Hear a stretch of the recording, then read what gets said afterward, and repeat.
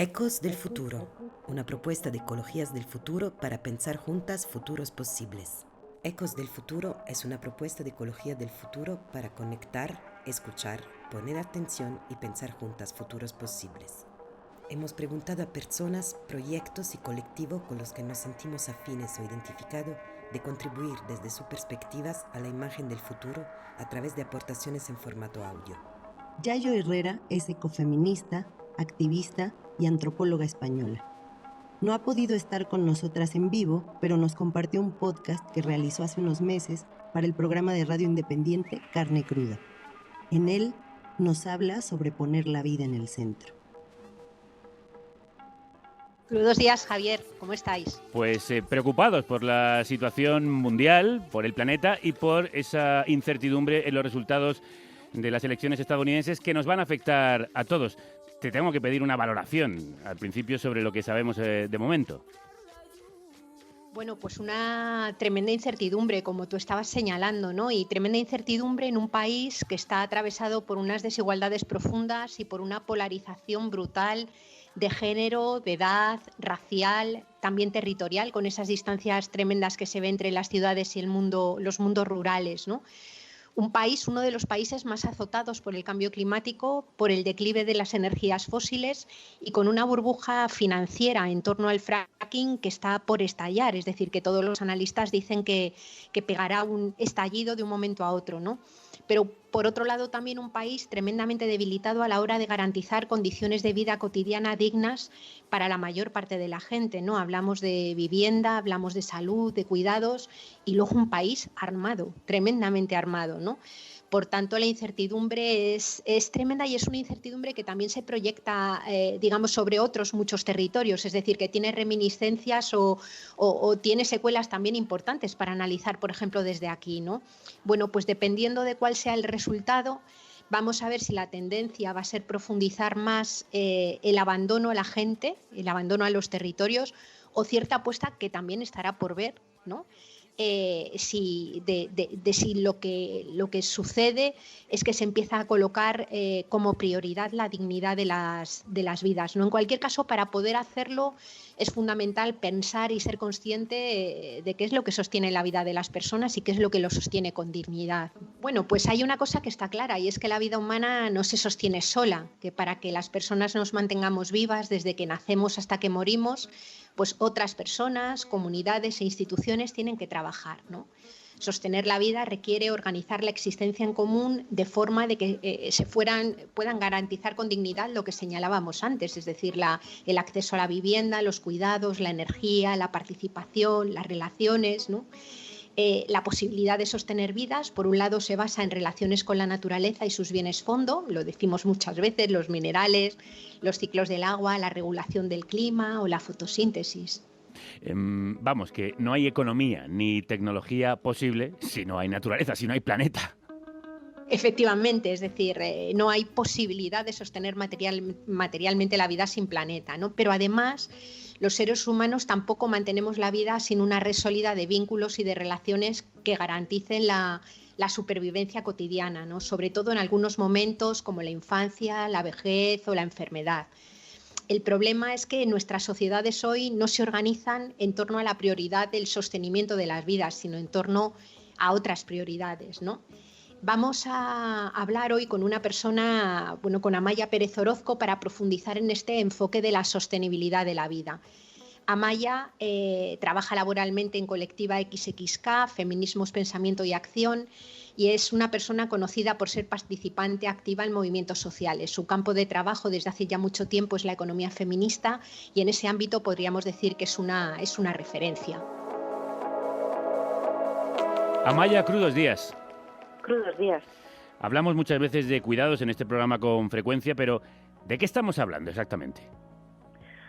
Bueno, pues es una buena pregunta, porque a veces creo que pensamos que estamos hablando de lo mismo cuando realmente cada quien tenemos cosas un poco distintas en la cabeza. No sé, en términos como muy, muy amplios podríamos decir que es todo eso que no ha podido parar mientras el resto de cosas paraban, ¿no?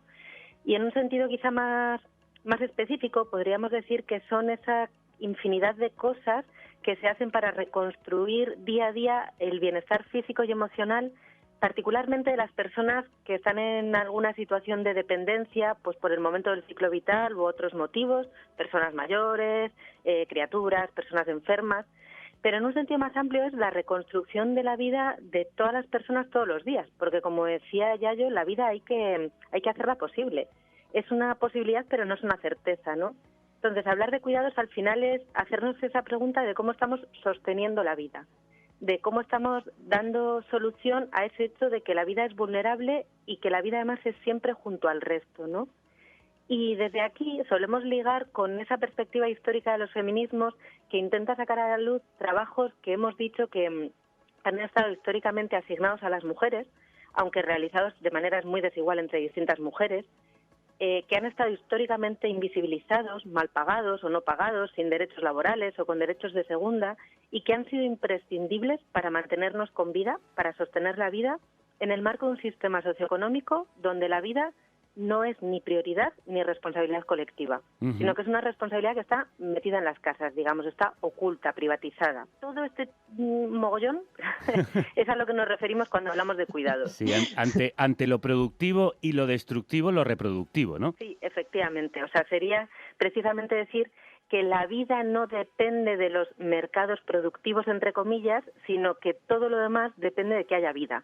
O sea, que lo primero y lo fundamental es reconstruir, ojo, pero no cualquier vida. Decimos una vida que merezca ser vivida. Claro. Entonces también abre la pregunta de qué vida queremos vivir juntas. Por eso tengo que hacerte yo la pregunta, que es el lema de esta sección, que es poner la vida en el centro. De alguna manera podemos decir que lo dice cualquiera, porque ¿quién puede no estar de acuerdo con poner la vida en el centro? La cuestión es qué significa eso.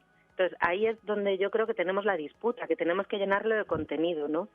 Y podríamos decir que poner la vida en el centro significa, en primer lugar, reconocer que a día de hoy no está. Y no está ni la vida humana ni la vida no humana, sino que al revés, la vida de la gente y la vida del planeta está sometida a ataque porque hay otra cosa que sí que está en el centro y que lo pone en riesgo. Y es cuando decimos que lo que está en el centro son los mercados capitalistas, el proceso de acumulación, el proceso de generación de beneficios monetarios privados, ¿no? Entonces, que esto está en el centro en términos materiales, que definen, por ejemplo, a qué se dedica la tierra. En vez de cultivar alimentos para comer, se cultivan alimentos para venderlos al mejor postor, especular con ellos, destruirlos y bajan precios. O a qué se dedica la vivienda. O está en el centro también en el sentido de que es que queremos vivir vidas cada vez más mercantilizadas. Entonces, lo primerito sería ver qué está en el centro hoy que está destruyendo vida. Por eso decimos que tenemos, decía Yayo, un sistema biocida, ¿no? Y a partir de ahí, la pregunta sería, ¿y cómo podemos darle la vuelta a esto? ¿Cómo podemos dar un vuelco al sistema que tenemos? Lo primero sería ver ese conflicto capital-vida que decimos, y lo segundo sería intentar revertirlo construyendo estructuras socioeconómicas que de verdad se hagan cargo de manera colectiva de la vida en común. Y al mismo tiempo abrir la pregunta de cuál es esa vida que queremos vivir en común y cómo podemos dar valor, de verdad decimos, a todas las vidas en su diversidad, ¿no? Entonces es un vuelco del sistema socioeconómico y de modos de relación también. Cuando compareciste en la Comisión de Reconstrucción Post-COVID en el Congreso, comentaste que los cuidados debían convertirse en faro y palanca para el conjunto de políticas públicas, ¿no? ¿Qué querías decir con eso? Bueno, pues aquí digamos que había como una doble cosa. O sea, tanto si hablamos de los cuidados en un sentido más restringido, abriendo la pregunta de cómo queremos cuidar en situaciones de dependencia a gente mayor o a menores o enfermedad, y tanto si hablamos de ese sentido restringido como si abordamos la idea de cuidados desde esta óptica de poner todas las vidas en el centro, lo que decimos es que políticas que intenten hacer esto al final van a removerlo todo. Entonces son políticas palanca, decimos, porque los cuidados son la base de todo lo demás. Entonces, en la medida en que tú cambias la base, que además es una base que está invisibilizada y que tiene que permanecer invisibilizada, ojo, porque es ahí donde se está absorbiendo la dureza del conflicto que decíamos antes. O sea, el hecho de que la vida no sea prioridad en este sistema, sino que esté siendo expoliada, ¿no? Entonces, si tú incides en la base, de ahí cambias todo el resto. Por poner un ejemplo, que quizá no se entiende. Si todo el mundo dedica el tiempo que hay que dedicar a trabajos de cuidados no remunerados, estoy hablando de los hombres que no hacen su parte, de las mujeres de clase media y alta que contratan a una empleada de hogar. Si todo el mundo hace esto, ¿cuánto tiempo de vida nos queda para ir al mercado laboral? pues probablemente nos quede mucho menos de lo que a día de hoy se nos exige. Y desde aquí, por ejemplo, reivindiquemos una reducción drástica de la jornada laboral. O, si tenemos en cuenta esta base, podemos decir que, por ejemplo, reducir gasto público en un hospital porque reduzcas días de hospitalización no es un ahorro, es una derivación de costes, que lo que ya no paga el sector público se está pagando ocultamente por manos de las mujeres que ahora cuidan gratis en casa ese proceso de recuperación. Entonces, desde aquí podríamos exigir una inversión enorme de recursos públicos en hacerse cargo de la vida y, por tanto, una reforma fiscal progresiva y profunda. Entonces, lo apalancaríamos todo. Y decimos también que es un faro porque desde la pregunta de cómo reconstruir la vida concreta en el día a día, podemos abrir la pregunta de cómo reconstruir todo nuestro sistema socioeconómico. Entonces, desde lo pequeñito hacemos la pregunta sobre lo grande. Por ejemplo, si nos preguntamos por qué esos trabajos esenciales que aplaudíamos desde el balcón son los más fundamentales y al mismo tiempo los peor pagados y peor reconocidos en el mercado, y los más feminizados y más racializados. Y si nos preguntamos cómo queremos valorarlos de una manera justa y cuáles son trabajos esenciales y quién debe hacerlo, estamos abriendo una pregunta sobre la distribución de todos los trabajos y sobre los sistemas de valoración de las tareas que tenemos y sobre qué es lo esencial para poder vivir, ¿no? Entonces son faro y son palanca porque lo empujan todo y porque desde lo concreto nos abren la mirada, nos abren el debate sobre hacia dónde queremos ir y cuál es la vida que queremos vivir juntas y cómo hacerlo. Pues ojalá ese faro nos siga iluminando, ilumine cada vez más lejos y esa palanca también nos envíe a un futuro más prometedor. Amaya Pérez Orozco, del colectivo XXK, Feminismos, Pensamiento y Acción, muchísimas gracias. A vosotras, muchísimas gracias y crudos días. Amaya. Crudos días. Las trabajadoras del hogar y los cuidados, de los que estamos hablando, sufren los peores efectos de la inseguridad laboral y económica. Tomar medidas para proteger los derechos de estas trabajadoras esenciales es urgente, ¿verdad, Yayo? Sí, no, y de hecho ya muchas se han organizado, ¿no? Es una lucha que ya lleva un tiempo de recorrido, y una de las que ha marcado un antes y un después fue la lucha de las trabajadoras de las residencias, que se mantuvo en Vizcaya, ¿no? Son mujeres que a comienzos de los 2000 trabajaban sin calendario laboral. En 2003, poco antes de la primera huelga, cobraban 632 euros apenas. Y para conocer un poco sobre ese antes y ese después, hemos tenido la suerte de conversar con Soraya García, delegada de ELA, sindicato en el País Vasco, en el sector de las residencias, que nos contaba cómo consiguieron organizarse y mantener una huelga pues, de 1 año y medio. Asambleas en todos los centros y meses de concienciar, sindicalizar y movilizar a la gente. Así se vence el primer miedo ante la huelga, que es el despido. Bueno, y otra de las claves es ser muchas. Eso da confianza porque ser parte de un grupo muy grande te hace ser más valiente y confiar más en las no represalias. En este caso estuvieron más de 1 año de huelga. ¿Cómo se organizaron? Bueno, la clave fue sobre todo la caja de resistencia. Es un gran instrumento solidario que lleva más de 40 años en ELA, que parte de que un 25% de la cuota de cada afiliado va destinado a esa caja. Y con esa caja ayudamos económicamente a todos los sectores que van a mantener una lucha o una huelga.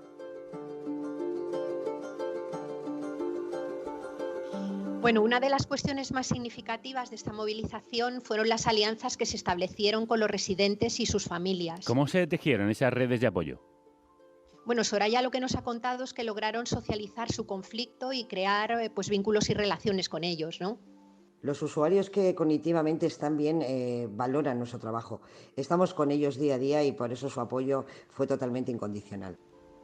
También el de los familiares que apoyaron esta lucha. Fueron ellas las que se acercan a nosotras y quieren reunirse y escucharnos. Nos unimos, las familias nos escuchan y las familias nos transmiten su confianza, ya que en las visitas a sus familias nos ven correr, saben cómo es el trabajo y además entienden perfectamente que una mejora en nuestras condiciones laborales va a ser una mejora en la calidad asistencial de sus familias. Por eso surge el crear la Asociación de Familiares de Residencias de Vizcaya, cuyo nombre es Babestu, y comienzan a acompañarnos en todo el conflicto, a pedir esas mejoras también para sus familiares y permanecemos juntas hasta el final de la huelga. Una lucha que no solo fue una lucha sindical, fue además feminista. Y es absolutamente central para poder garantizar los cuidados. Las mujeres huelguistas de ELAS creemos en la organización sindical y en el lugar de la mujer dentro del sindicato, luchando nosotras para nosotras. Y además en un sector como en el de residencias, totalmente feminizado, un trabajo como el cuidado de mayores, siempre vinculado históricamente a las mujeres solo por el hecho de ser mujer, hay claramente un componente de género. Tienes que escuchar en las mesas negociadoras comentarios sexistas, comentarios como que nuestro sueldo es el complemento del marido, que tampoco es tanto limpiar unos culos. Tienes que ver en una mesa negociadora a un empresario agarrarse sus partes y decirte que de aquí va a salir vuestras peticiones. Esto solo lo vivimos porque somos mujeres. A un hombre no se lo hacen. Por lo tanto, hacer respetar el trabajo de mujeres es realmente feminismo en mayúsculas. Feminismos en mayúsculas, reivindicando lo importante que es lograr la sostenibilidad de la vida. Gracias a Soraya García y a todas sus compañeras por el trabajo que hacen en las residencias.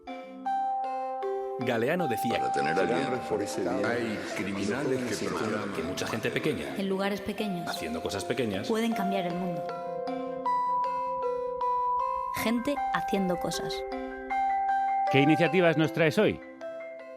Bueno, pues hoy traigo la iniciativa Trenzando Cuidados, que ha sido impulsada por el área de ecofeminismos de Ecologistas en Acción. Hemos publicado un mapa que recoge 65 proyectos de muy diversa índole, pero siempre integrando de manera transversal en sus prácticas el feminismo, el ecologismo, la perspectiva decolonial y la interseccionalidad.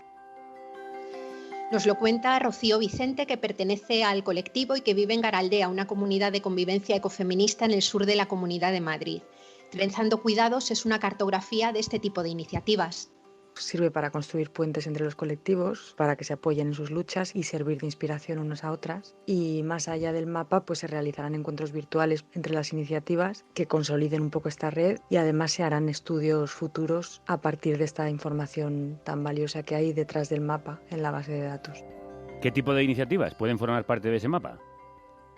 Pues múltiples, desde ámbitos como la agroecología, la soberanía alimentaria, la justicia social, los cuidados. Algunos tratan la autogestión de la salud individual, otros la colectiva, arquitecturas y urbanismos que entienden las ciudades como organismos vivos. Hay otras que luchan por el acceso universal a la energía, bueno, y un larguísimo etcétera de cosas muy interesantes que podéis descubrir si echáis un ojo a la web. Bueno, pues ganas tenemos de echarle ojo a esa web. ¿Dónde está? Pues la dirección es ecowiki.ecologistasenaccion.org/mapeo-ecofem. Bueno, la dirección no es fácil, así que vamos a subirla a nuestras redes.